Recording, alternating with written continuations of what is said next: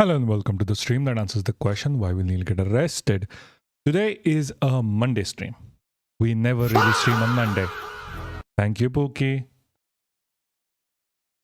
Yeah, we never really stream on Mondays. Thank you again. That was very helpful. We never really stream on Mondays, as I was saying. So this is going to be new. I want to check out if we can actually, is possible to stream more than Tuesdays and Thursdays. Let's see. Mondays kind of suck. Sundays suck more. I mean, it's fine, I guess. I mean, let's be fair here. What is this? Why didn't? Okay, posture check. Fine. So Why is this so small, the lettering on the thing? Anyway, doesn't matter. How are you guys doing? How's the Monday going for you? Monday for me is fine. The only reason I can show up today is because I kind of finished working. Sorta finished working. It's not like 100% that I actually finished working. But I have like 2 hours or something. So might as well. I have a really bad cold, so bad. Okay. It happens. It's a good thing that you have a cold. Don't get me wrong. The more sick you get as a child, the better you are as a adult. Your immunity is still developing. So the more sick you get right now, the better immunity you're going to have as an adult. I'm not joking. Make those B cells. Allergen based. Oh, that's bad. That's bad. And sucks to be you, I guess. I'm not a toddler. It's marginal. No. It's not marginal. Like, until like 16, 17, it's not marginal. Toddlers have, like, with toddlers, they have a high chance of dying. With your age group, they don't have a high chance of dying, but so it's good. Yeah. Bliss, don't worry about the iDiscord shit. I put up Fosbot to do it. I also set up the ISO. Like ISO. Like, see? This thing. It will show up if someone comes in. Yeah. Anyway. How's your day been going? How's your Monday? Monday blues a thing for you or no? Yeah, I know. I'm just trying to show you. Also, like, this is something that's going to happen. Like, you like someone raids or someone comes in, ISO gets hit automatically because of Fosbot.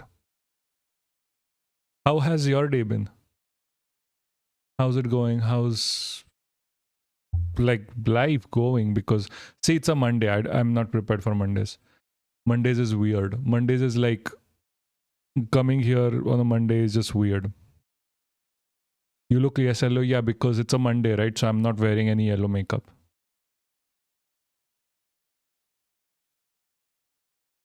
Guys, it's fine. Like, I don't have, like, Mondays is so weird. Like, I don't know. Like, it's out of the normal going. It's like, I don't know how Mondays work. This is like me, this is the first day of, I feel like it's the first day of streaming. Like, today is the day I started streaming in to begin with. Because Mondays. Like, I don't know if you guys feel the same shit. It feels so out of place and it just feels eh. Hold on, let me just quickly remove Nightbot. How do you remove a Nightbot? Because I pushed, if Nightbot is here, I'm gonna remove it as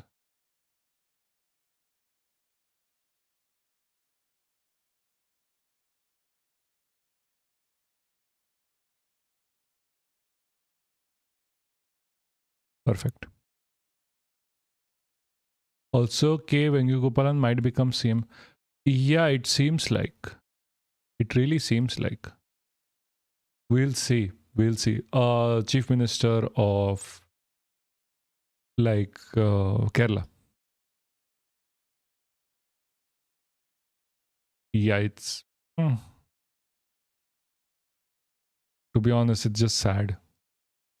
Yeah, a lot of politicians, including my dad, are supporting him. Yeah, I mean, good for a father. To be fair, this is more like because CPIM dropped the ball when it comes to jobs is the reason why this is happening. But that's also going to make sure there's like an entry of BJP next year. I'm not even joking. Yeah, a lot of politicians, including yeah. Oh, that's just Fosbot laughter. I should really make sure to not like look at Fosbot from here. Fosbot is going to annoy me. Also, why is this not updating? Oh yeah, nah, Harris got fucked by the ED. Yeah, what Harris? Any Harris? I have not heard any news with respect to Kerala.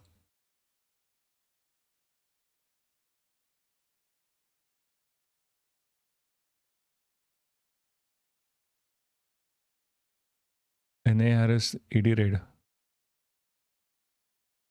Oh, N.A. Harris's son, yeah. Oh, yeah, you posted. So weird. Like BJP is doing their best, right?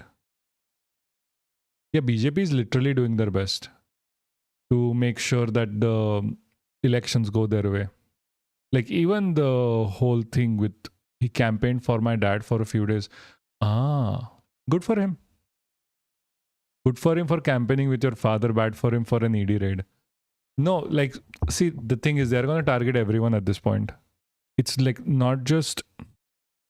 The point is, they're going to target every single person who's ever been part of anything. So your father might also be targeted eventually because BJP going to win West Bengal, to be honest. Maybe. See, West Bengal is still like TMC. So, like, a lot of people within TMC still believe in TMC.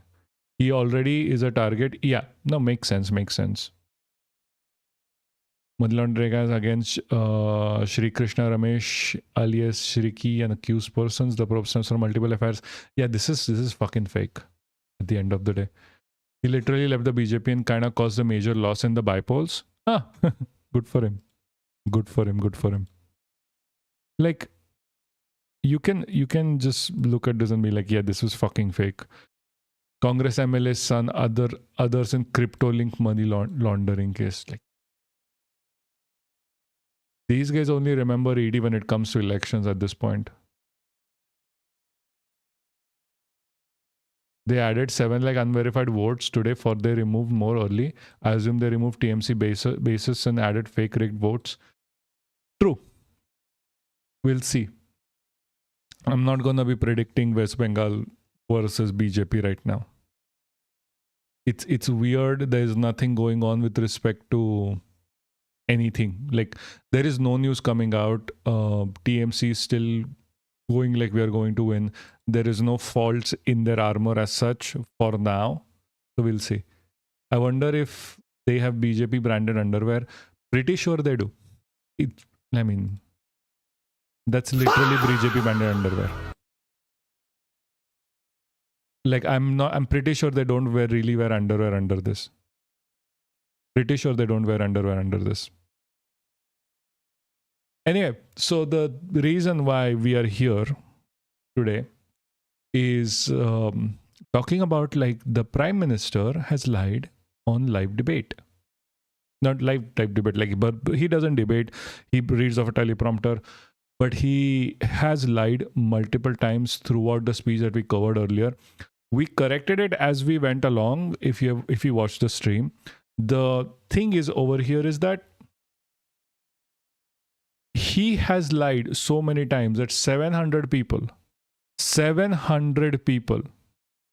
have come up and returned to the election commission that you need to do something about this.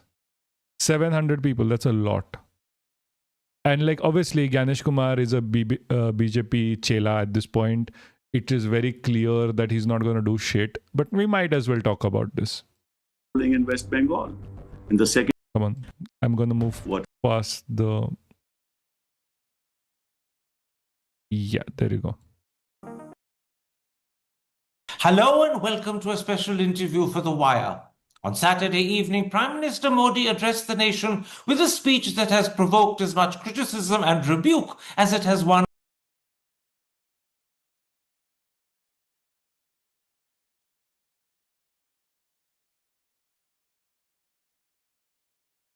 Why did it stop working? Jesus Christ. Pookie, you know about Kerala corruption case against Ganesh? Yeah. I'm pretty sure Pookie does.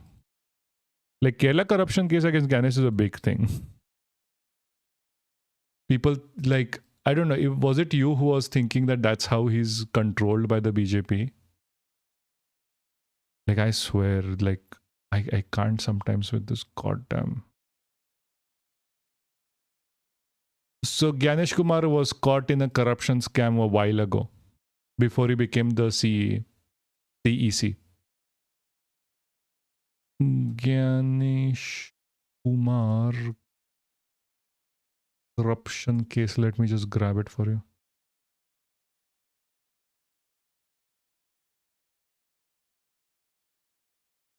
Finally, this is working.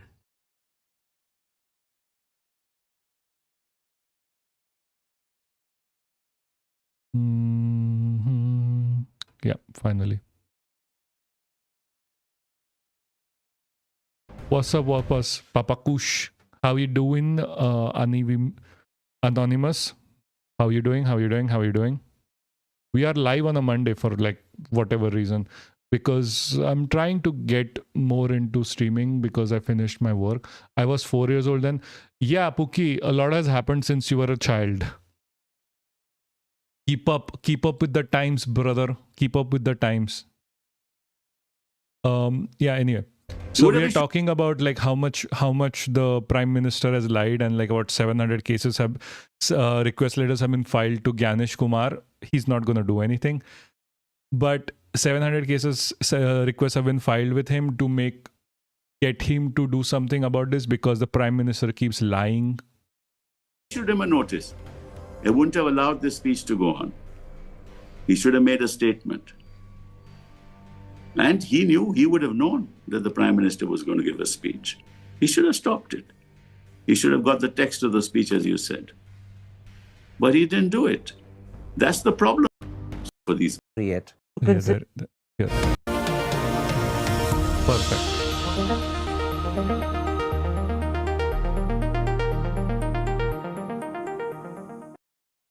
Hello and welcome to a special interview for The Wire.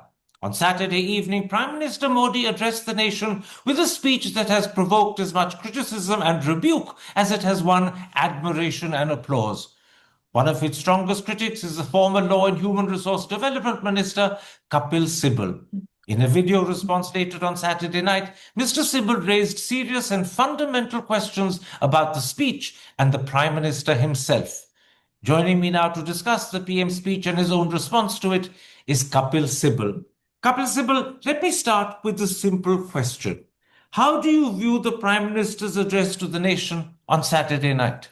Well, he was campaigning for the BJP as Prime Minister of India. I'm good. When Monday stream, I can see the person's nose hairs. Yeah, that's the thing with Kapil Sibal. He's always never groomed, like at all. Like he reminds me sometimes of my grandfather. My grandfather would be the same. Everything is just spilling out. At a news checkout. Yeah, see, this is not working. This is not working.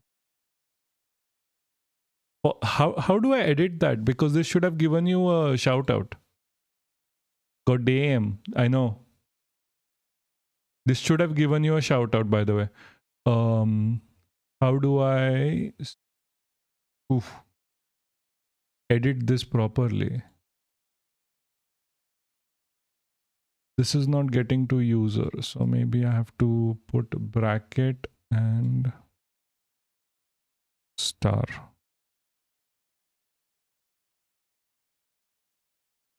So yeah, I maintained a streak with Monday stream. Yes, you did. Good boy. Someone sent me like I think you have to get user input command before the shout out. Yes, true. Hold on. Can you drop a text again over there? Anonymous, drop a text. I need to check something first. Use the media and no, I'm using Fossabot platform of the media as Prime Minister with a national flag behind him to make a political speech. It was like he should have gone to West Bengal and made that speech if he wanted to. But he should never have used an official platform for that. It's a violation of the code of conduct straight away.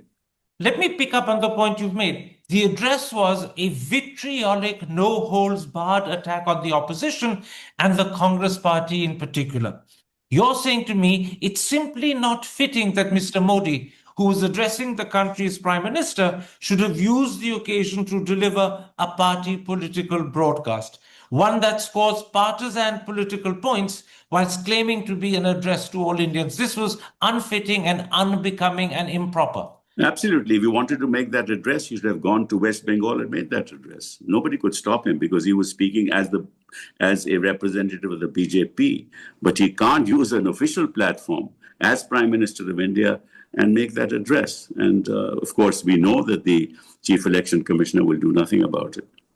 You made a second point as well. You said the address was delivered 5 days before the voting in West Bengal and Tamil Nadu during a period when the model code of conduct is in operation. That you believe is a second breach of convention and accepted protocol. For the Prime Minister to do it is pretty close to unforgivable. Absolutely, I entirely agree. And in fact, but the problem in this country is whatever the Prime Minister does, nobody dares to take any action against him. Nobody dares, is the question, is a fact. Very few MPs like yourself have actually come out and spoken against the Prime Minister's speech. They've all accepted it, some have applauded it, but very few have pointed out that it is improper and wrong for the Prime Minister to speak as Prime Minister and yet deliver a party political speech. Absolutely. And it's in fact even more serious as how he set out facts which are inconsistent with history. And it is most unfortunate for the Prime Minister to do that. I'll come to the facts in a moment's time because a lot of your own video address of Saturday night focused on what you call the Prime Minister's incorrect facts. But let me first ask, should the address have been submitted to the Election Commission for prior clearance? Or do you believe that the present commission is too weak and partisan to have denied permission, even if that was the proper thing for the commission to do? I mean, I think that the CEC takes prior clearance from the Prime Minister before he does anything. So what's the point of having the Prime Minister giving his address to the CEC for clearance? That's a joke. That would be... No, it is an absolute joke. The reason why the CEC is acting like a party politician. He's acting like he's part of the BJP and he doesn't have his own voice or a spine or a dick or anything, and everything that he has is owned and operated by the BJP.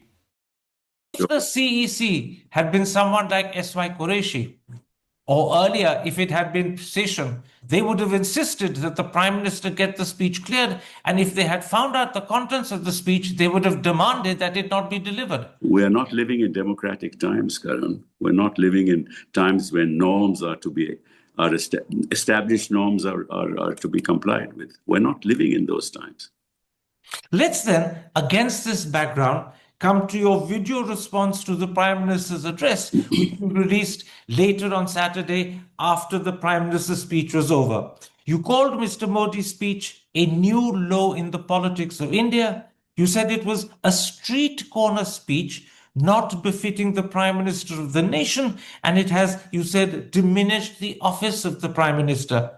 That's pretty strong criticism. It's true. It's true. For example, he said that the Congress party always opposes reforms, forgetting that every meaningful reform in this country has been initiated by the Prime Minister of India, especially in the context of women's reservation. If you remember, it was Rajiv Gandhi in 1989 who moved the 73rd and 74th. That's fine. I was telling Bookie about whether to cover it or not. It's up to you, sort of a gray area. What? No, don't worry about it. Are you behind? I'm saying I'm going to cover it right after this anyway. The fourth constitutional amendment, which was defeated ultimately. And then in Narsim Rao's time, the 73rd and 74th constitutional amendment was cleared. And what happened? We got 1/3 women reservation in panchayats and municipalities in this country. Has the Prime Minister forgotten that? In fact, your response to the Prime Minister, which was delivered both in English and Hindi, was particularly hard-hitting on the point you've just mentioned. You accused the PM of not knowing history, and I think you accused him of lying when he claimed Congress has always opposed reform. Remind the audience of the major reforms brought by Congress, which the Prime Minister deliberately ignored. Well, who opened up the economy? It was under Narsim Rao's leadership that the economy was opened up. We in fact changed the direct trajectory of this country through those reforms, not the BJP. And then even the Women's Resolution Bill in 1996, remember, it was, I think it was Devagowda's judgment, which initiated the bill on women's reservation. It couldn't go through. And then when the Prime Minister Vajpayee came to power, you remember at that time, Vajpayee's government had a majority of 298 to 300. So this is working perfect. I'll add the ISO. 300 Hold on. Check out that the user.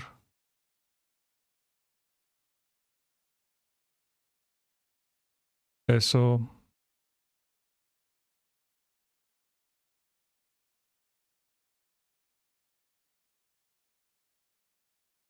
What was this?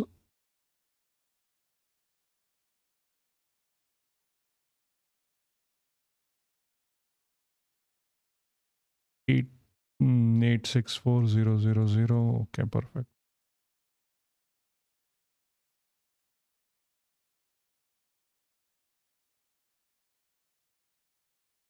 Okay. 5, and Congress had 114 seats. Between the two of them, they could have easily passed the bill. It was continuous because I disabled the one small shit over there. It was disabled because I wanted to test it out. And it was introduced 3 times when Vajpayee was. Why is this so contentious? It needs to be contentious. Like this interview needs to be contentious. Because right now what happened is the Prime Minister went on live TV. The Prime Minister went on live like news. He basically used his podium as the Prime Minister to shit on the opposition to win votes in a single party for their own party, which is completely and utterly illegal. The issue here is that because the Election Commission of India is completely bought and paid for by the current government. This is the Election Commission. The way the election commissioner is decided, how it operates, all of it is under the current government and it is not independent whatsoever. They're not going to do anything about it. Was in power, and the Congress said pass it, but they didn't pass it. Why? Because they didn't want to pass it. And even on other fundamental areas like telecom, like insurance, like education, like FDI. I'm coming to that. For example, who introduced GST and who opposed it? Modi ji opposed it. Who introduced Aadhaar? Oh yeah, by the way, if people don't know, everything that the Modi government claims to be theirs is literally they have opposed it once upon a time. They like people don't realize this. A lot of the things that the Modi government is doing have been already in motion for a very long time. Because they were in opposition, they kept opposing it. And now that they are not in opposition, they're taking credit for all of it. Who opposed it? Funny. Modi ji opposed it. Telecom reforms,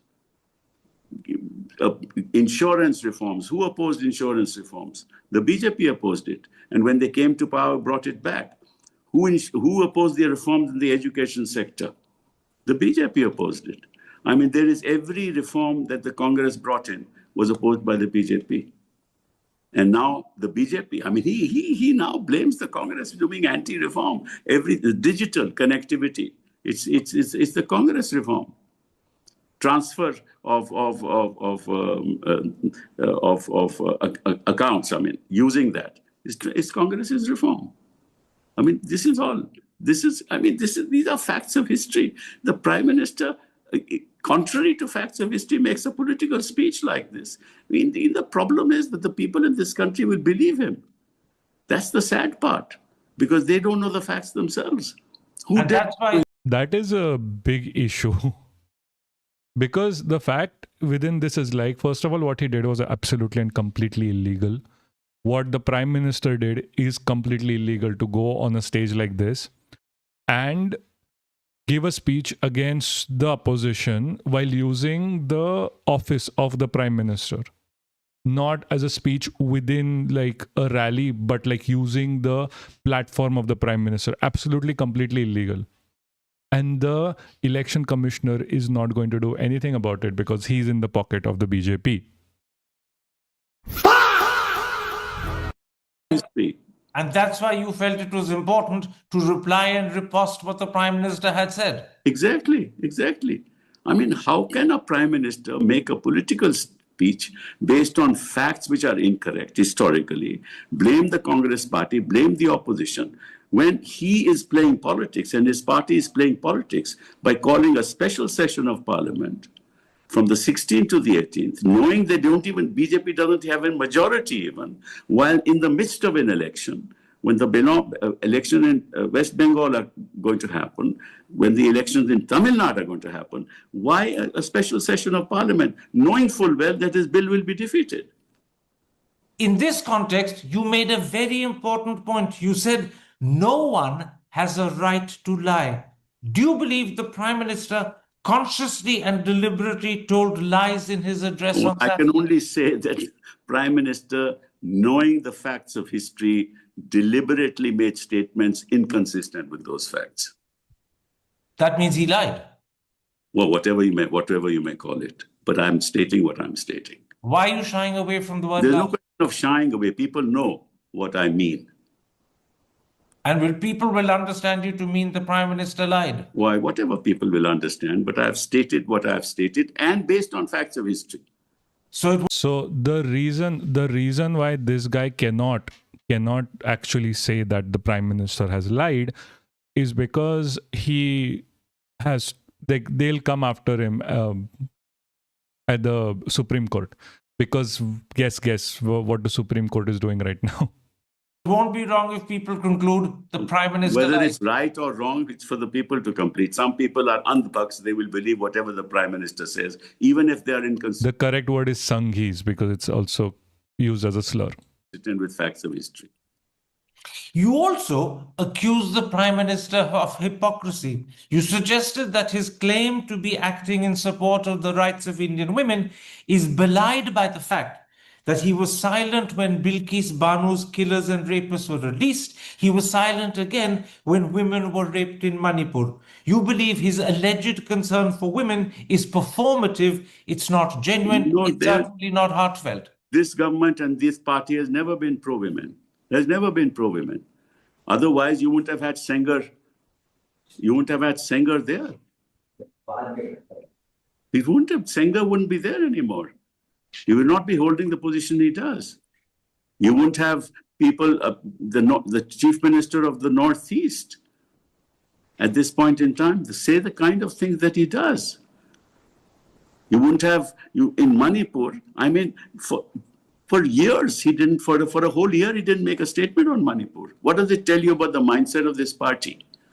The mindset of this party is play politics whenever you get a chance. Keep quiet when you know that you're on a difficult wicket. So keep quiet. It doesn't matter if women are, paraded in the fashion they were in Manipur. How does it matter? This is most unfortunate. I mean, how can a party behave like this? How can leaders behave like this and get away with it? And get away with it he has. Yes, and he's been getting away with it for many years. In fact, you asked a fundamental question in your response to the Prime Minister late on Saturday night.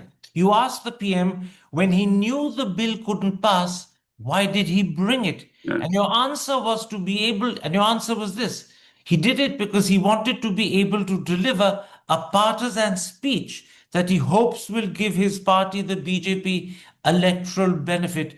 Do you really believe his motives were as narrow, and perhaps I should say as petty and small-minded as that? There is no doubt about his motives. Otherwise, this special session could have been held after the 29th, which is the last day of polling in West Bengal, in the second phase of the election. He could have held that session later. Why did he hold it earlier? And he gives no explanation for it. Now, I'll tell you why he held it. The reason why he held it is the following.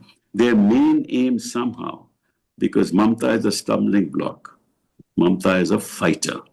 And Mamta has had the maximum representation of women in Lok Sabha and Rajya Sabha, 37% in Lok Sabha and 46% in Rajya Sabha. So he can't blame Mamta for being anti-women, right?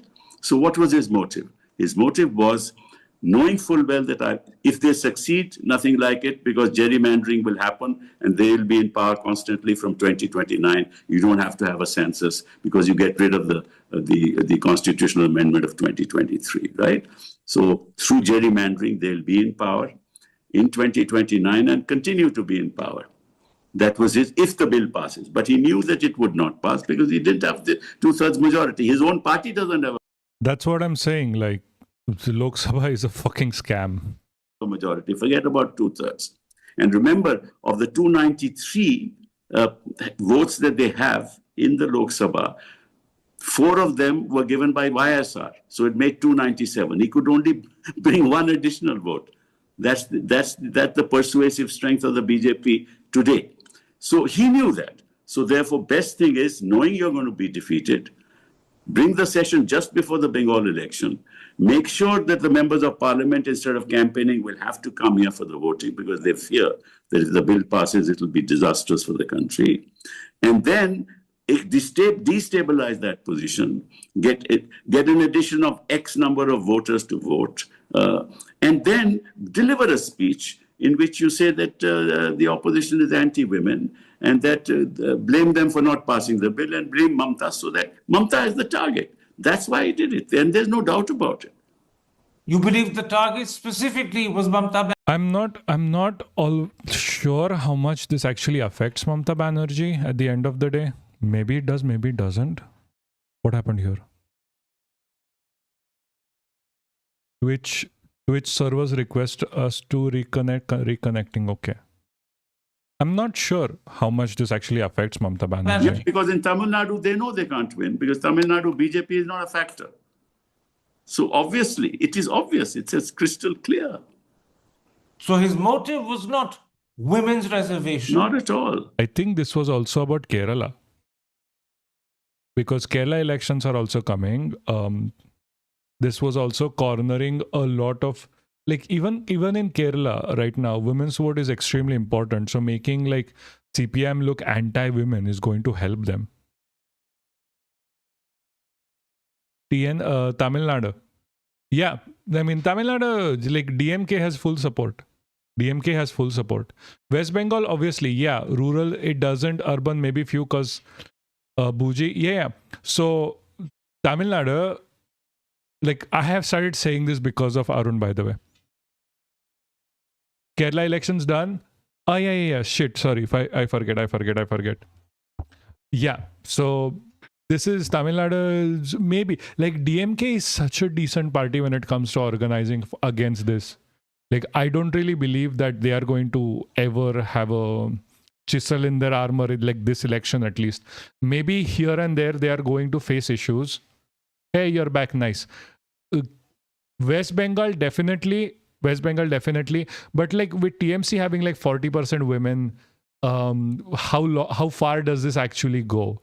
Even with TMC's multiple, like people are not going to remember the goddamn case where they were accused of like, what was this? Like their political party people were accused of running a brothel. To be honest, BJP has no mind. BJP has, come on. Maybe even Assam. I mean, they are going to milk this shit until against Congress at the very least. Like they are focusing a lot more on Congress. They're not focusing on TMC. Even in their yapping, or they're focusing on Congress so much. So it feels very weird. His motive was target Mamta Banerjee, score political points at her cost, and try and undermine her election. Correct. And in any case, this bill had nothing to do with women's reservation because the bill talks about delimitation. Then comes reservation. Therefore, this bill is to gerrymander.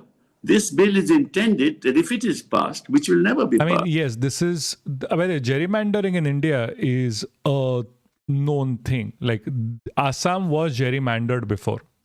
For people who do not know, Assam as a state went through its own gerrymandering.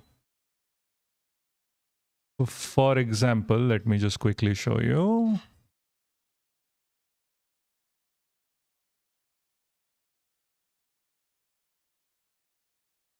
Like, this is Assami gerrymandering. The shit that you can't see here is like, look, why am I putting my finger here? Like, look at the coverage for ST, like here 13 in Guwahati, 15 on the bottom left corner above the square. Gerrymandering has effectively reduced their vote here. Explain gerrymandering like 5 in like I'm 5.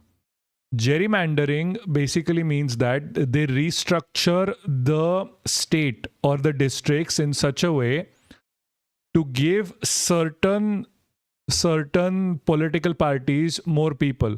Like, imagine there are 2 or 3 states connected together. Let's take an example of, say, Tamil Nadu districts.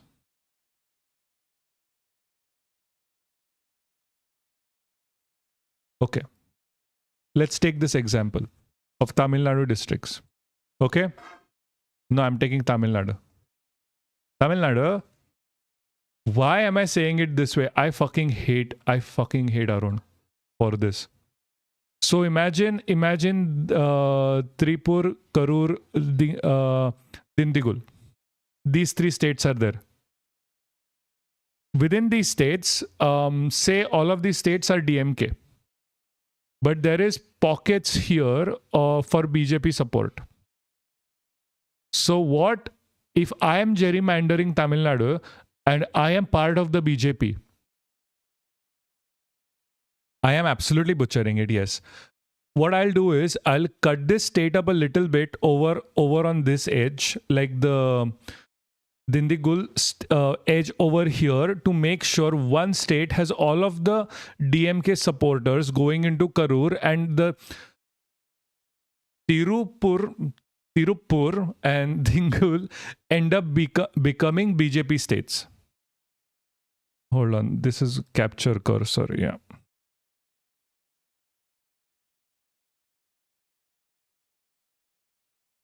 Basically, just look at what Republicans tried to do with, hold on, why is this, hold on, main screen, come back here.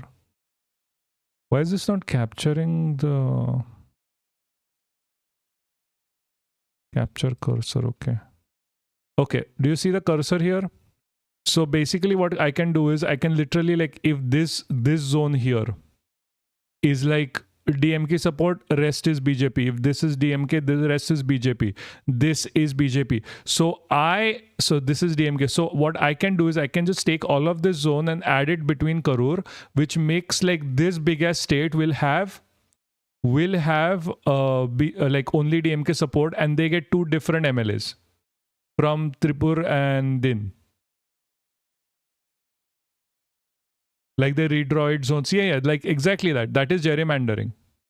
That's called gerrymandering. So for example, here, do you see on this side, this edge here?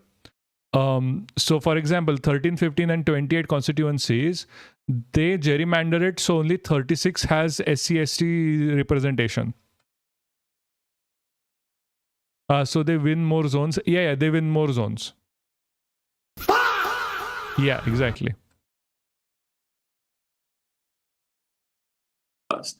To have a person like the CEC. I am so hungry right now, and I'm pretty sure my partner is cooking something. Who is presently the CEC, be the chairman of the Delimitation Commission, and adjust the boundaries to favor the BJP, and not only that, increase the ratio. Why is every year at FA? Because I like FA. Of seats in North India. That's the only reason why. Which is where they're winning the target. I think recall for elected representatives should be a right. What do you mean recall for elected representatives should be a right? I don't understand. Like, please explain yourself in that scenario, because I have no idea what you're talking about. Higher than in South India. Let me ask you this. It's over 36 hours since the Prime Minister spoke. Do you believe the Prime Minister's speech will affect and alter the outcome of the elections in either West Bengal or Oh yeah, impeachment, yes, impeachment should be a right for the people. You should be able to impeach your elected representatives. That is true. Tamil Nadu? Not the Prime Minister's speech, but certainly the actions Yeah, of the exactly. CEC. No, it should be a thing. It's not a thing, but it should Only be a the thing. Prime Minister, today people don't, I mean, with the greatest respect to him, people don't give much credence to what he says. In which case, let me ask you a second question. If the Prime Minister's speech may or may not have any important impact on the forthcoming elections, has that speech changed the way you and the wider opposition view the Prime Minister? Has it changed the way you view Mr. No, Modi? we knew, we knew about Mr. Modi long ago, his intentions, his politics, his ability to garner support, his constant statement of facts inconsistent with the record. All these things we know, the opposition knows, and the country is slowly beginning to realize. So that's why I said it's not going to have much of an impact, because the fact that in 2024 they only got 240 seats itself suggests that his charisma is on the decline. So I think the people of India know that. After using the platform of Prime Minister, the office of Prime Minister to deliver such a partisan and party political speech, should the opposition have a right of response? In any other major democracy, particularly in the West, if the Prime Minister back had in a used his second. office to deliver a national address which was so partisan and so party political, I'll be back in a the second. opposition automatically would have been given a right of response. Should that happen in India? But Karan, you are assuming that this government plays by the rules of the game. I mean, you're making assumptions which are inconsistent with the BJP record.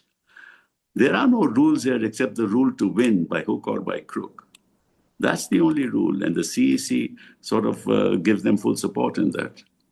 And that's what the Prime Minister was doing, ensuring that he tries to win by hook or by crook.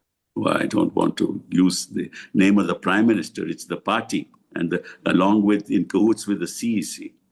Actually, the CEC is much more to blame, because that's where democracy thrives. If the CEC becomes partisan, democracy is on the decline. If the The CEC has become partisan, by the way. Like Gyanesh Kumar is continuously pushing for like biased political rules and laws, that he's just not doing anything against BJP, like literally nothing, no matter what they do. CEC had been truly impartial and independent, You would have issued him a notice. You would have issued him a notice. It wouldn't have allowed this speech to go on. Modi sir reminds me, brother, you shouldn't say reminds me ever. You're 14. None of us were alive. Emergency, on the other hand, was still better, I guess, overall. Because Modi's rule is just running towards fascism. At least with the emergency, Indira Gandhi was still at some points like overruled. He should have made a statement. Even if you're a 36-year-old Chinese man, you don't remember the emergency. And he would have known that the Prime Minister. Also, guys, if you're new here and lurking, please know that you can always follow. If you like what you see, you might as well follow. We are a collective that are trying to spread more awareness when it comes to left-wing politics in India. So please do follow and like and share, especially if you are watching from YouTube, which is more important.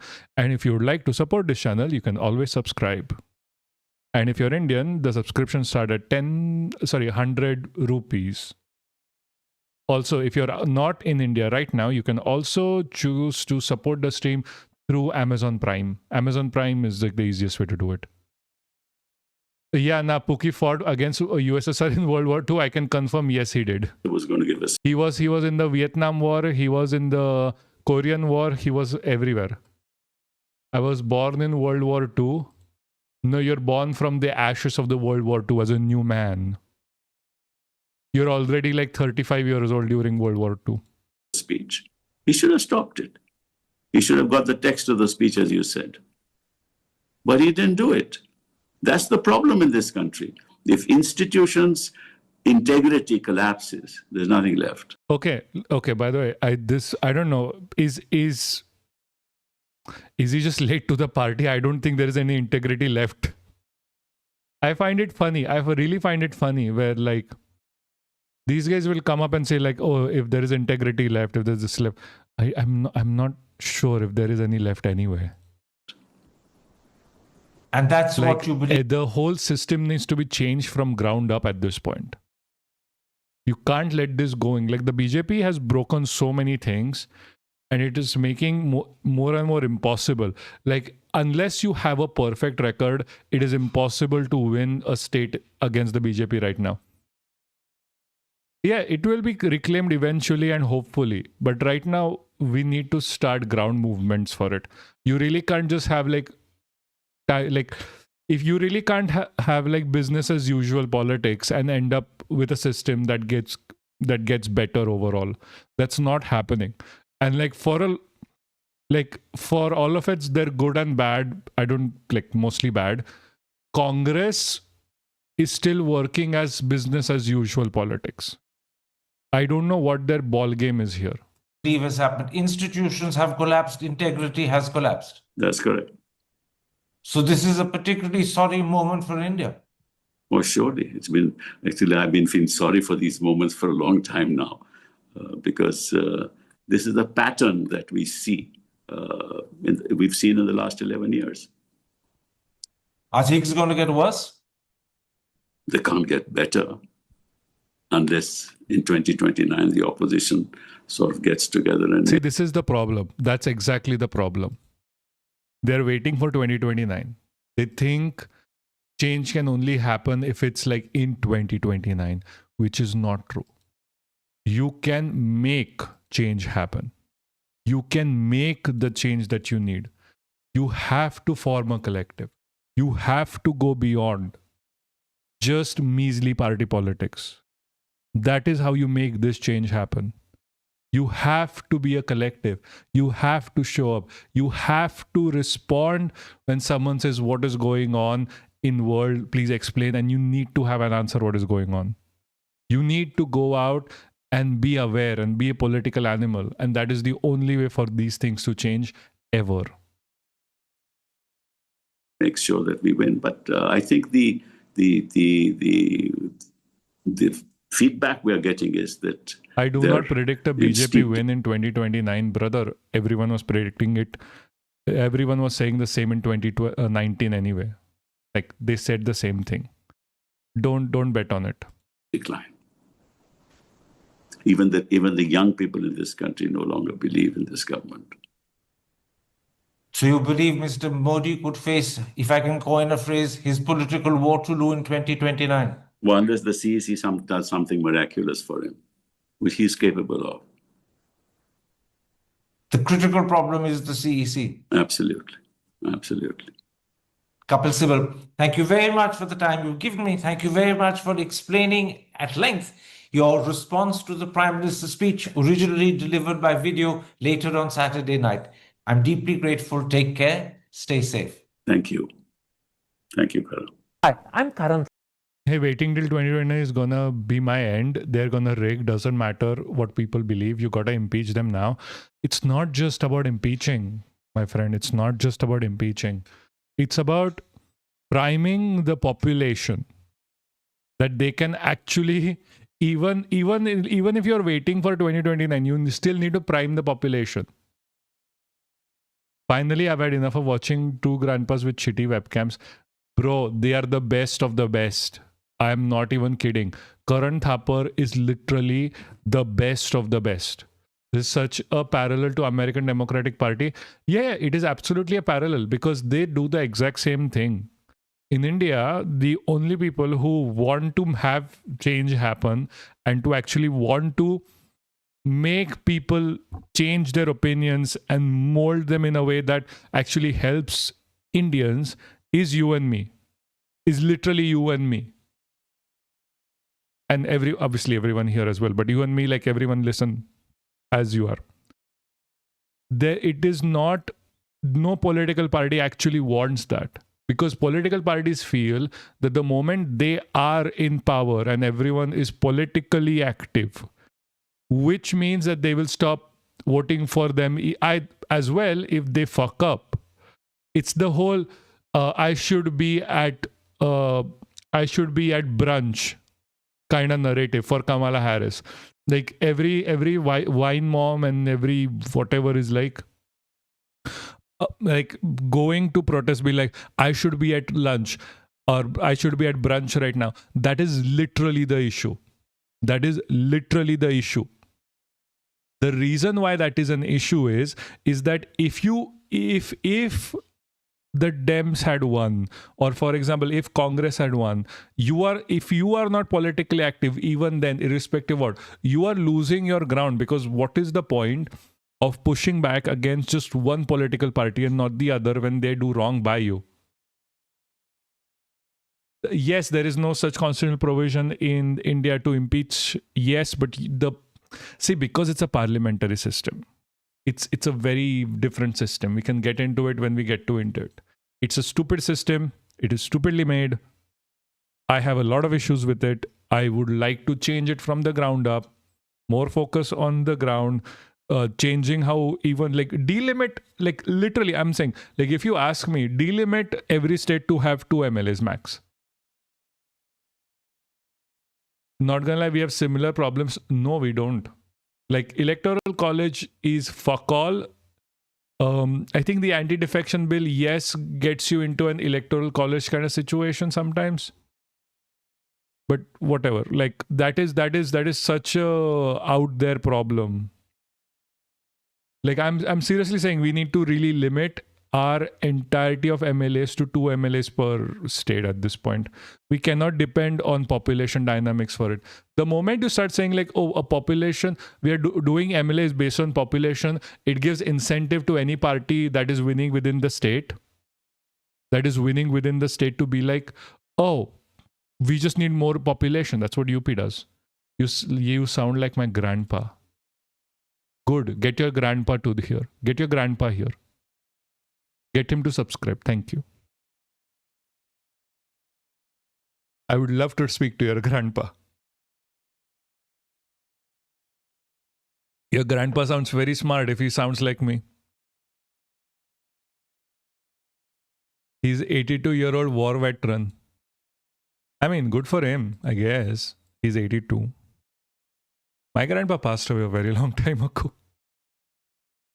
Anyway, coming back to Gyanesh Kumar. So Gyanesh Kumar, hold on, did I grab this for you guys? No, I did not grab it for you guys. Like I actually did not grab it for you. Let me just quickly grab it for you. Gyanesh Kumar was part of a suicide case. Where is this? Suicide abetment against CEC. I'm going to move it here for a second quickly. So make sure it doesn't get me doxxed by this idiotic shit. Gyanesh Kumar san. The thing that is happening with Gyanesh Kumar, the election commissioner CC Gyanesh Kumar and Bengal chief electoral officer Manoj Kumar Agarwal on Tuesday, after his 82nd-year father had reportedly committed suicide following the omission of his name from the DAF voter list. This is a new one. This is a new one, guys. This is a new one. This is not even the old one. Oh my God. Like, I shouldn't laugh, but what the fuck? Brother is just collecting... this brother is just literally collecting people. Like, how many times is he going to be called in suicide abatement at this point? Gyanesh Kumar already had a suicide abatement. Hold on. Where is this? This is the wrong one.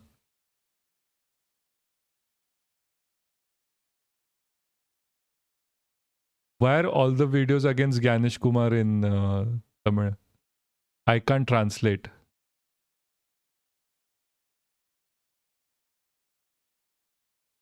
What is happening here? What is happening? Why is my X is just not working? Old old one's names is Lise Sieben. Yeah. I'm trying to look for it, but like this is not working on the back end of it. Like, what the fuck is wrong with my internet today? See, it's like Monday. Like, my internet is going through a Monday blues, I guess. Hey, Akman, how you doing? I could help you translate if the voice I can't read in Tamil, but I can definitely speak. No, it's fine. It's not going to be immediate anyway, so it's okay.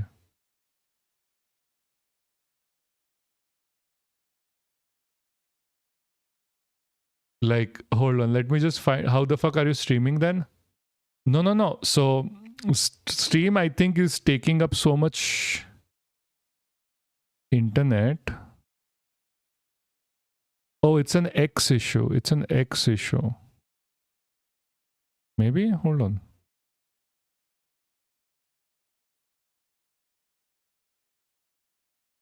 Yeah, I think it's an X issue. Maybe I'm getting... not... I don't care if ChatGPT is down. Fuck ChatGPT. But I'm trying to find this. What the fuck is happening here? Ganesh Kumar Lisson. Where is the Lisson?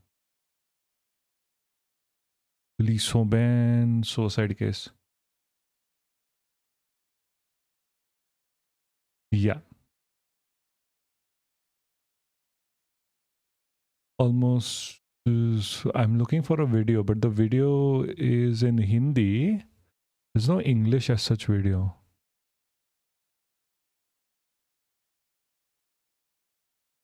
But fine. Maybe Hindi is fine, I guess. Rude bro, did you... What?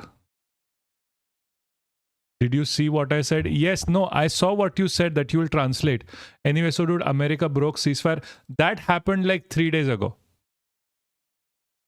What are you talking about? America broke ceasefire 3 days ago. Like, were you not here when we were covering it? No, I know. America shot an Iranian ship, broke the ceasefire, but it did a while ago. One of the reasons Rooster News has one in Malaysian, maybe Pookie can translate. That sounds racist, but okay.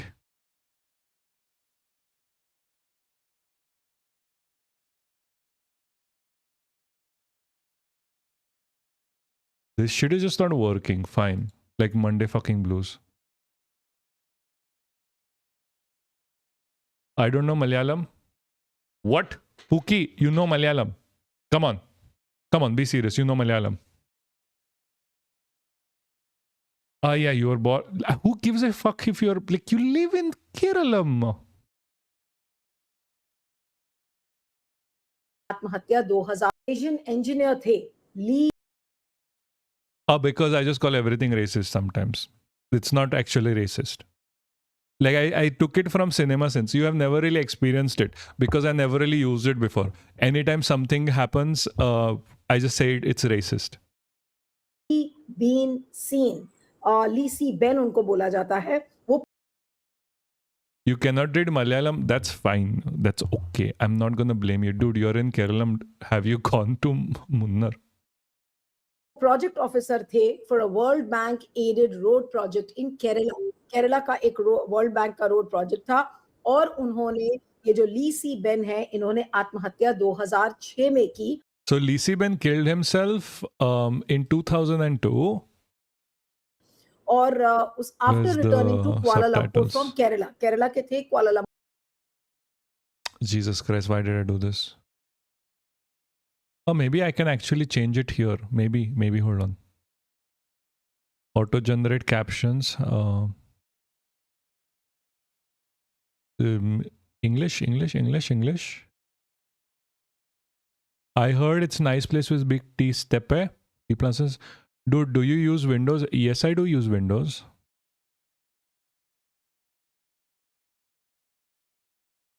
Inflation is so bad, even my farts are losing value.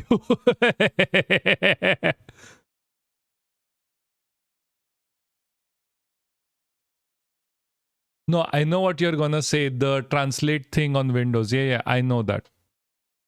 Mention किया है। जी हाँ, वो ज्ञानेश कुमार जो अभी मुख्य चुनाव आयुक्त हैं, वो उस समय पीडब्ल्यूडी डिपार्टमेंट के सेक्रेटरी होते थे और उनको भी एड्रेस किया गया है इस सुसाइड नोट में। अब एग्जैक्टली जो सोशल मीडिया पर चल रहा है, मैं पढ़ के आपको सुनाना चाहती हूँ कि social media news archives confirm Lee representing the party bill, a joint Malaysian Built-in Indian AI, venture, fuck built-in AI. left behind 2 suicide notes, one for the company director and one for his wife, detailing his bitter experiences at the hands of Indian officials and directly listing.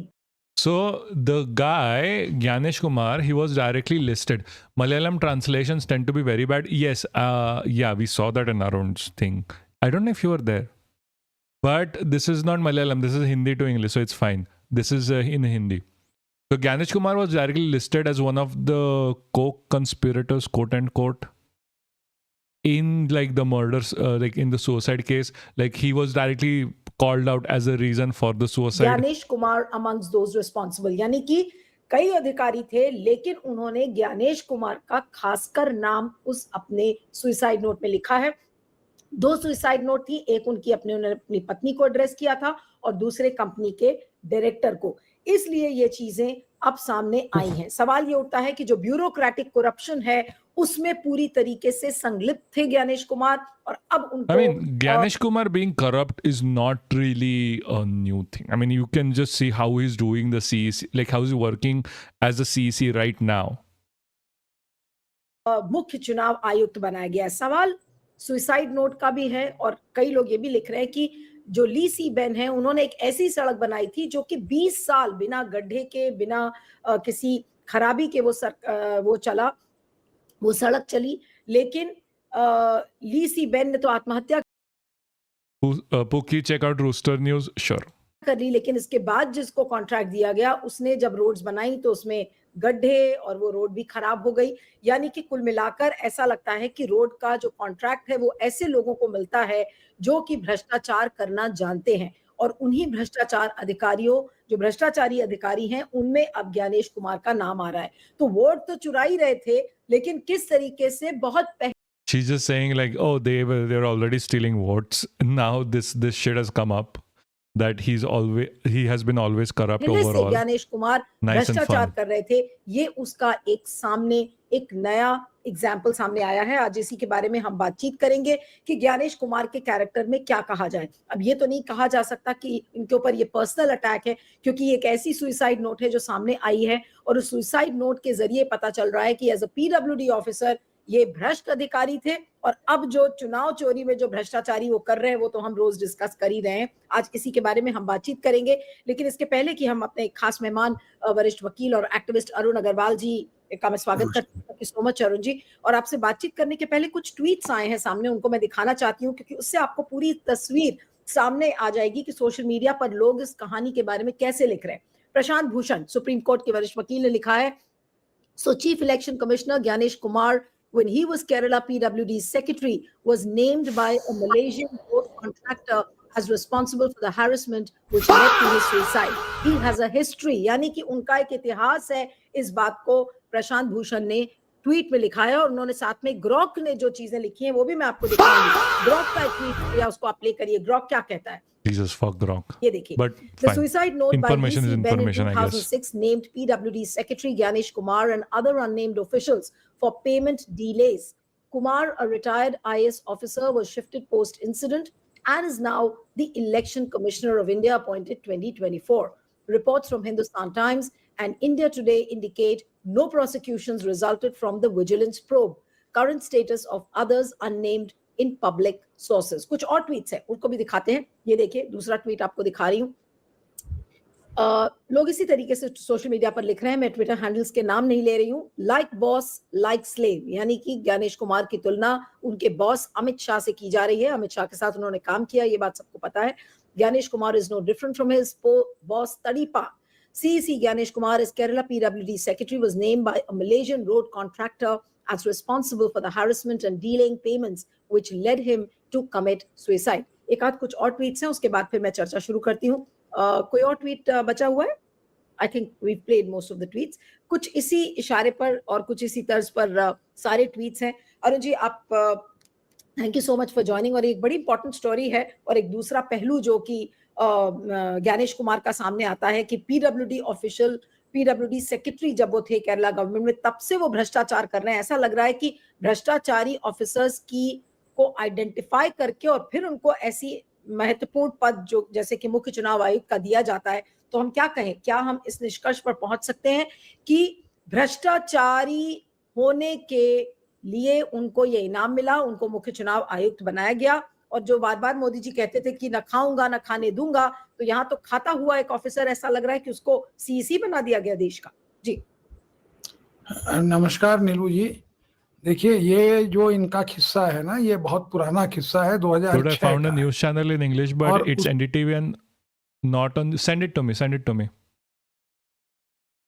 उसके मतलब कि करीब 8-10 साल के बाद ये टहलते हुए पहुंचे केरला से, जो है अमित शाह के अंडर में, जहाँ की ये जॉइंट सेक्रेटरी रहे, और उसके बाद जो है ये एडिशनल सेक्रेटरी बने, और फिर जाके फुल फ्लेजेड सेक्रेटरी बने कोऑपरेटिव डिपार्टमेंट में. और कोऑपरेटिव डिपार्टमेंट को ही अमित शाह के यहाँ शिफ्ट कर दिया कि यह भ्रष्ट आदमी उन्हीं के अंडर में जो है घालमेल करता रहे. अब आप सोचिए कि ये आदमी करीब 17-18 साल पहले Hold on. वहां Would this work? Give me a second. I mean, this is on NDTV. That works. That works.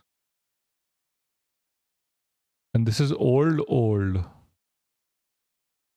This is just old. Nice. And Bharti's deposition will continue today as well. Moving on to some other news, just 2 days after the third death anniversary of Satyendra Dubey, the young engineer killed on November 27, 2003 after he blew the whistle on corruption in the National Highways Authority of India will continue today as well.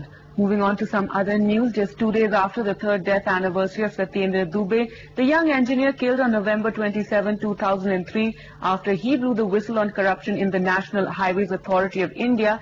Here's now news of a Malaysian road contractor who killed himself. His suicide note says he was fed up with the corruption in Kerala. Under Ganesh Kumar, by the way. He has specifically mentioned Ganesh Kumar. Thank you for the posture check. In Kuala Lumpur earlier this month, and it's now been revealed that Lee Si-bin left a suicide note saying the system in Kerala was very corrupt and it had become very difficult for him to continue working there. Lee was in charge of a World Bank aided project for the Kerala Public Works Department and was believed to be frustrated with the project, which had been stalled for the past 6-7 months. But this is BJP channel, they won't say it. Yeah, that's why I'm saying it. The government hadn't paid the company. And this is like old. This was published on 30th November 2006. Ravish Kumar was still working. 12 crore rupees. Soon after his death, the Kerala government shifted out the PWD secretary and has ordered a vigilance inquiry. But the PWD minister says they have not got a formal complaint over Lee's death. ഇന്ന് വരെ എനിക്ക് കിട്ടിയിട്ടില്ല. Department എന്ന് പറഞ്ഞ താഴെ കിട്ടിയില്ല. മന്ത്രി എന്നുള്ള നിലയിൽ എനിക്ക് ഇന്ന് വരെ ഒരു കടലാസ് പോലും കിട്ടിയിട്ടില്ല. Lee Si-bin used to supervise the project work from this office, and his colleagues are yet to come to terms with the tragedy that has taken place. Guys, can you check if X is working for you or did I get banned? Lee's colleagues here don't want to speak on camera. They say they've got orders from above. But locals say he was a helpful person, but obviously under some sort of strain. കണക്ക് തന്നെയാണ് നമ്മൾ ഈ തന്നെ ഇന്ന് ചായ കുടിക്കും. അപ്പൊ എല്ലാവരുമായിട്ട് നല്ല സഹകരണം. പ്രത്യേകിച്ച് ഏത് കാര്യത്തിനും ഇവിടുത്തെ കമ്പനിയിലെ വലിയ ഓഫീസറെ കാണുന്ന ഏറ്റവും വലിയ ഓഫീസർ അങ്ങേര്. The project was to have been completed by April 2006, but is even now not near the halfway mark. And now the government is thinking of extending the project deadline to May next year. ഗവൺമെന്റും കോൺട്രാക്ടിന് സഹകരിക്കുകയാണ്. Definite ആയിട്ട് ഒരു ഇതുമില്ലാതെ ചെയ്തു. രണ്ട് party ഇതിപ്പോ രണ്ട് പാർട്ടിയും ഇതിന്റെ രണ്ട് ആംഗിളാണ്. While the project is vital for the state, Lee's suicide and the allegations he has I'm not asking for grok. I'm asking for X. made need to be investigated. With camera person Max Najay in Thiruvananthapuram, Gilvester, NDTV. Actor Like, this is from 2006. Also, Ganesh Kumar, never forget. He was the major person who was known. Anyway, moving on from there, the Faye D'Souza has posted a video called $1 Billion Insider. I do not know what this is about. I just wanted to check it out with you guys. Naming the stock market and the oil market and making money off these confusing announcements. Also, like, kind of, I know what she's going to be talking about, and while she's talking about this, like, why not get to the root of the issue is always going to be my concern with Faye D'Souza. I absolutely love her, and she's an amazing journalist. There's just some issues I always will have. And I'll take you through that as well in this video. But before we get started, please like and share this video, subscribe to our channel, and if you're so inclined, please sign up for our membership, because every day we put out a news bulletin which is curated and fact-check information from around the world that's important to you. You can take a look at it and sign up for it. We would really appreciate that. All right, let's talk about how we got here. Just days ago, things looked so different. The last time we spoke on Friday, there was a ceasefire, talks were being planned in Islamabad, Iran had opened the Strait of Hormuz, oil prices came down 10%, and there was real hope that this was winding down. Now we've made a U-turn, and thanks to, in my opinion, the extremely mercurial figure of US President Donald Trump, who announced Israel, literally Israel. Israel is the reason why Israel keeps, Jesus fucking Christ. It's not just Donald Trump. Now that American forces have seized an Iranian-flagged cargo ship called Taushka. I hope I said that right. According to Trump, the ship was trying to bypass the US Navy blockade, which is in the Gulf of Oman. It ignored warnings of the US Navy destroyer. So US forces disabled the ship by targeting the engine room. Yeah, show it to your relative and then ask the relative to come here. Marines boarded the ship and took control of it, and the US Central Command says the ship had ignored warnings for 6 hours. Now, just a quick sidestep, that naval blockade, which US had actually blocked the Gulf of Oman, not allowing any ship, neutral or otherwise, to enter Iranian waters and do any trade with Iran. And now they have taken control of one of Iran's ships. Now, the Iran foreign minister has called this a violation of the ceasefire, an act of armed piracy, and retaliation, like he promised, has followed. According to Iranian state media, Iran launched drone strikes against US military vessels in the Gulf of Oman. So this is a direct escalation, armed escalation now between these two sides. So now we are in very, forgive the pun, choppy waters. Now, since that Navy blockade had started, basically a Navy blockade. This is why I'm saying I really need a new chair. It just... Blockade is when the Navy blocks access to certain ports and waters in order to starve the enemy of economics. In this case, this is what the US Navy is doing to Iran. Now, since the blockade had started, the US apparently turned away 23 ships enforcing the blockade from the 13th of April. There have been several reports of vehicles. Like, I'm gonna be very serious on this. If I ever drift to the right, it is mostly because I need the money for a better chair. Fucking hell. Seriously, like, Twitch won't pay me how much ever was collected last month because apparently it's not enough. Whenever they do, whenever they fucking do, and it's still not enough for a fucking chair. Jesus, it's a next level idiotic. Being attacked by Iran on Saturday. Why, like, fuck capitalism. Why is this shit so much fucking expensive? 2 Iranian gunboats opened fire on a tanker. This is according to UK Maritime Trade Operations. A container ship was also hit by an unknown projectile. Separately, 2 merchant vehicles said that they were hit by gunfire as they attempted to cross the strait. Nothing happened. It's fine. I fight with Bliss all the fucking time. I'm like, if she felt bad for it, I'm sorry to her if she did. But by our conversation after, I don't know if she did. Other than that, like, I never feel bad personally. This is by Reuters. The Indian Foreign Ministry has kicked in its diplomacy. It summoned the Iranian ambassador to convey its concern about a shooting incident involving... I don't know. If Chuzin shows up today, sometime I'll ask her as well. to Indian flagged ships that were targeted at the Strait of Hormuz. So data from the tracking site, the marine traffic, showed that vessels were able to make it through the strait where it was briefly open. Others were forced to change their route and turn around. All So good, basically, all good.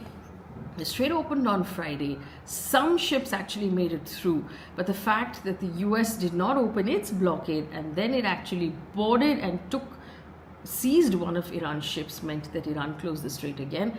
It fired on some of the ships going through the strait. Some of the ships had to turn around, including 2 Indian ships. Anyway, so also another thing, dude, I have to go soon. Panvel ka train pakadna hai. Go, it's fine, perfectly okay. I'm not going to force you to be here, don't worry. So things are not good right now. Now, why is the US continuing to impose a blockade? Trump's strategy, according to him, appears to be economic pressure. He wants to stop Iran from earning any sort of oil revenue, and we know that Iran has been sending ships to China. It wants to prevent selective access to the Strait of Hormuz because you remember, just quickly, Trump had asked for all the allies to come and help out and none of them did, and Iran said, you know what, for our friends, we're going to let them through. Only guys like you and Israel and your friends, we will not let them through. So that is something that Trump wants to stop. He also doesn't want Iran to continue to make extra money on the Trump is literally just punishing Europe. I don't know, people don't see it. He's literally punishing Europe for being like, they were literally like, we are going to have our separate deals with Iran. But Trump wants to stop that. Trump wants to be like, no, you still have to deal with me whatever happens. I'm the biggest bully here. oil that it's letting pass through.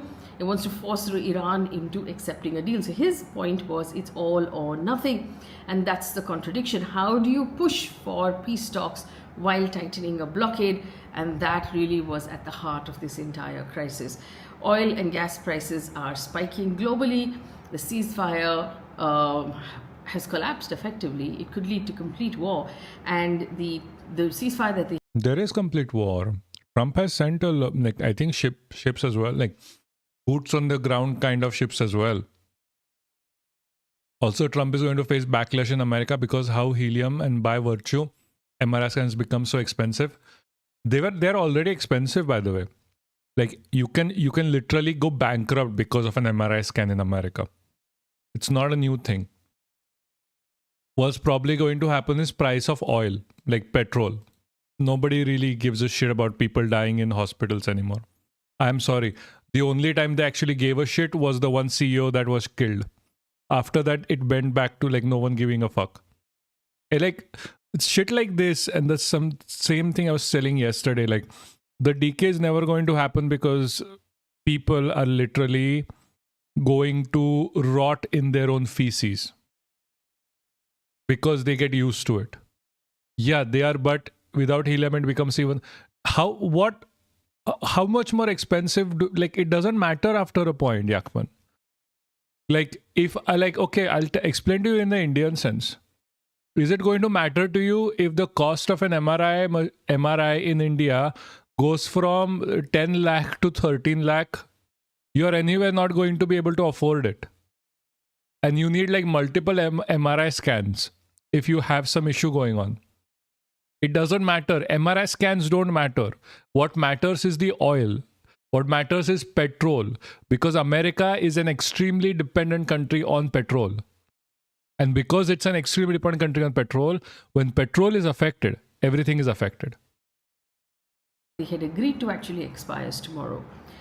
The impact on the global economy has been massive, according to some of the studies that have come through. So this is Dr. Sultan Al Jaber, UAE Minister of Industry, who has said that the 50 days of the closing of the Strait of Hormuz, 600 million barrels of oil have been disrupted. 600 million barrels of oil the world has been actually starved for. 50 days of escalating pressure on LNG, on jet fuel, on fertilizers, on essential materials that the world relies on. So obviously, there's a lot going on. Brent crude shot up out of happiness. Brent crude actually recovered from where it was. It's back to... At max 30,000 INR? No. Yakman, you're not understanding. What I'm saying is, if the cost of an MRI in India was 10 lakh rupees, does it really matter if it's 10 or 13 lakh? You still won't be able to afford it. That is the situation in America. It really doesn't matter. Nearly $100 a barrel at this point. The Dow Jones is down 1%. The S&P 500 and the Nasdaq is falling as well. So this is a global economic shock, and it's not good for anyone. In the meantime, the peace talks that were supposed to happen in Islamabad seem to be collapsing also. The US has said its delegation is on the way, although we don't know who's in that delegation. Pakistan has tightened securities. It is shutting down zones and public transports for this conversation. But Iran has refused to attend. Iran is like, we're not coming. Iran's foreign minister, Ismail Baghaei, has said that the delegation will not be attending the planned talks because the US has violated the ceasefire. He said Iran cannot forget US's attack on the country during previous negotiations. Also, Trump announced yesterday his representatives were heading to Pakistan. Remember, last week he hinted that he might go. Now he's saying representatives might go.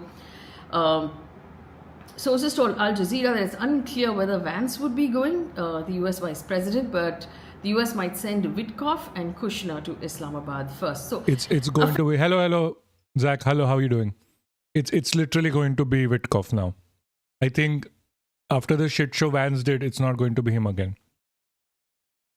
By the way, welcome. A bit late because we were covering like how Modi lied for like so long, and then we were covering like Ganesh Kumar, like how Ganesh Kumar is actually helping Modi lie more. Effectively, it doesn't matter who goes from the US. If Iran doesn't show up at all, no talks will happen. And that is the real problem, because tomorrow morning that ceasefire will expire. And what happens after that? So the whole world right now is holding its breath. But at the same time, there's another story that has come out of the BBC. This is exclusive to the BBC. And I'm adding it here because it's information that you should know about. Now, BBC has examined apparently trade volume data of several financial markets, matched it to the US president's significant market moving statements, and it has found a consistent pattern of spikes just hours, sometimes minutes before a social media post comes. So effectively, there is a suggestion here that there might be some massive... They were doing it from the beginning, by the way. They were literally doing it from the beginning. It was so fucking obvious. Insider trading that's happening. Some analysts say this looks like insider trading, where basically insider trading is where people place bets on information that they have that is not in the public domain. You have to be like next level stupid to think this is not insider trading. I understand why she can't just say it out loud. We can. Have gotten really good at predicting Donald Trump or anticipating Donald Trump, which is interesting because he's so difficult to predict. Donald Trump is not difficult to predict. Okay, people just need to look at the bond market. Like just literally just look at the bond market. You'll see that he's a very easy to predict. Also on this same topic, I found another video, but it's also BJP centric. Okay. Whatever. Doesn't matter. We're past that anyway. Yeah, I saw, been busy for the past 3 days. Feels nice to be back. Hey, it's nice to have you back. So, I'm not going to say deranged. I'm going to say, I'm tempted to say unstable. I'm not saying deranged. I'm not saying unstable. I'm just saying that there's very difficult to predict a pattern in this man. Just look at the bond market. I fucking swear. While some analysts are saying it does look like insider trading, I want to remind you, insider trading has been illegal in the US since 1933. But no one has been prosecuted in these cases so far. But I do want to tell you what the BBC has listed. The BBC has pulled out 5 significant examples of Donald Trump's administration in the last few months where announcements were made and things were moving in the market before that. Now, I'll take you through those announcements. Again, this is by the BBC. Now, on the 9th of March, 9 days into the US-Iran war, Trump told CBS News in a phone interview that the conflict was very complete pretty much. This was the first time the public would have known about that interview. At about 3:15 in the afternoon Eastern time, the reporter who did the interview posted it on X. But oil traders reacted to that news much sooner than it came out in public. Market data shows huge surge of bets were placed on the falling price of oil 47 minutes before that interview became public. So there's a big question there. Those traders would have made millions of dollars on those bets. Secondly, 23rd of March, just 2 days after threatening to obliterate Iran, Trump posted on social media that Washington had, and you'll remember this, he said, "We've had a very good and productive conversation with Tehran over the complete control of, complete and total resolution of hostilities." It was a major surprise to all of us who were tracking it, but stocks rose immediately.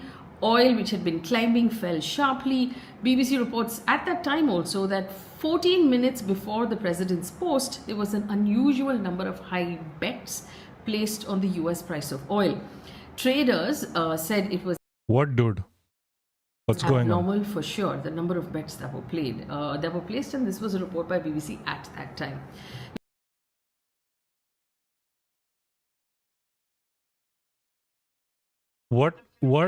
What did you just send me? Explain, because it's weird. Oh, they're making fun of no. So this is not a meme. This is not a meme. This is them being extreme sexist. Did you see Trump being presented about legalizing ibogaine for mental health purposes? Where even Joro. Oh yeah. I saw. They're trying to legalize psychedelics for it. And like he was literally like, do you think it works? And they're like, we don't know if it works. And he's like, oh no, it works. Yeah, so all of that. I mean, you are in America, so I'm sorry. Hey Hassan, how are you doing, guys? It's a psychedelic drug. We can cover it quickly if you want. Hold on. It is just funny. Is it called ibogaine? Hold on. Is it called ibogaine or like?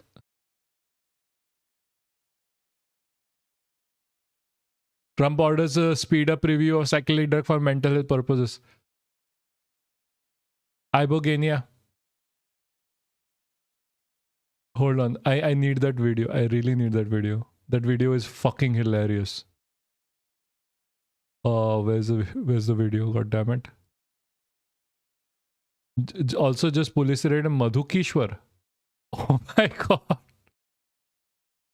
What? No fucking way.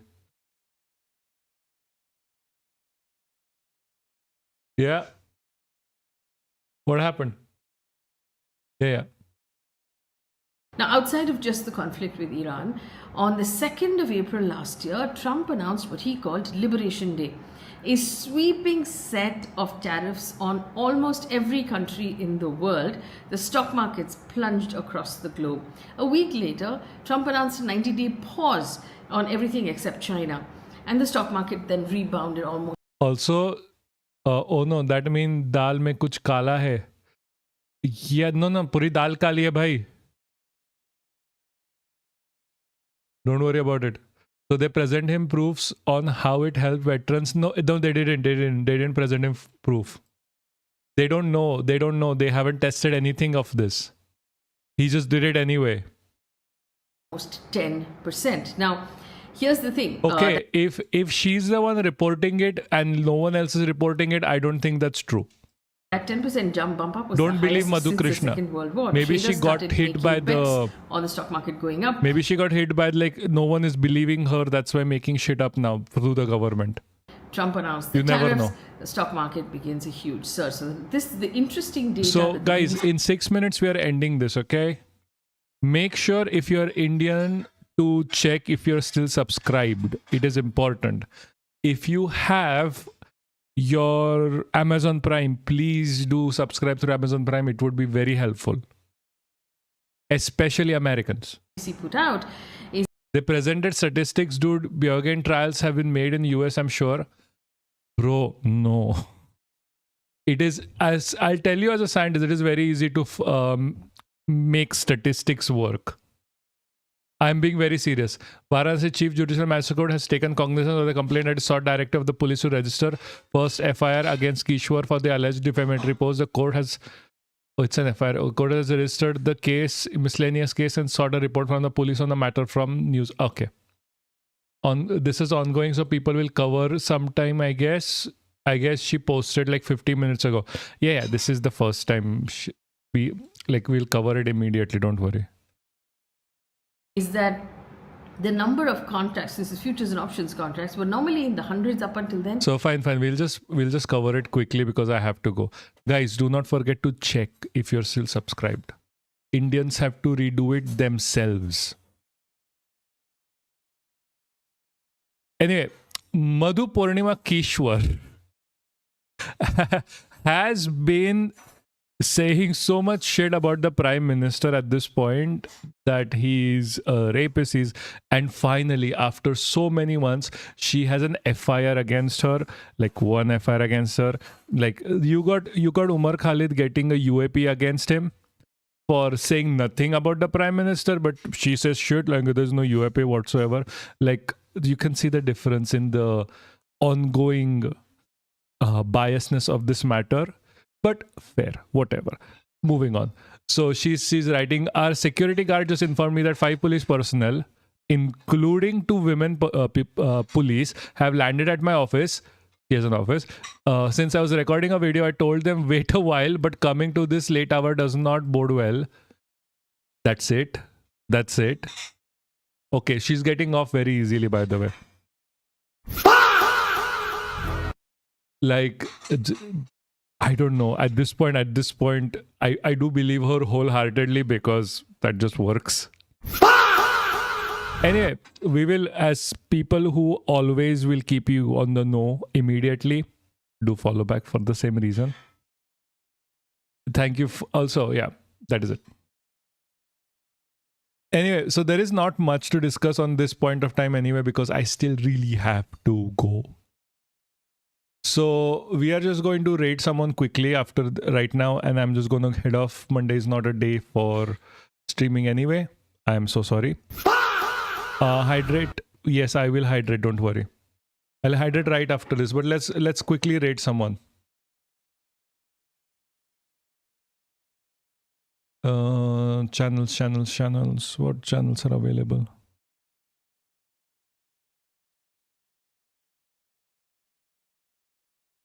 Lisa is online. Yeah. Let's just rate Lisa.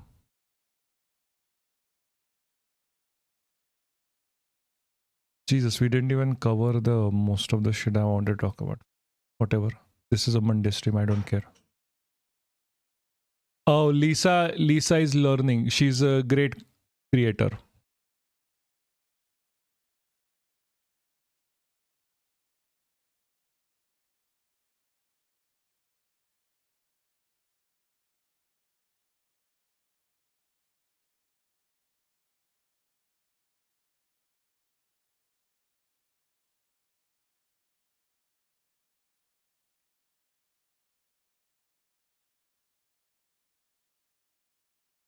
Okay, 6 people right now. Fine, perfect. I'm going to stop it from inside.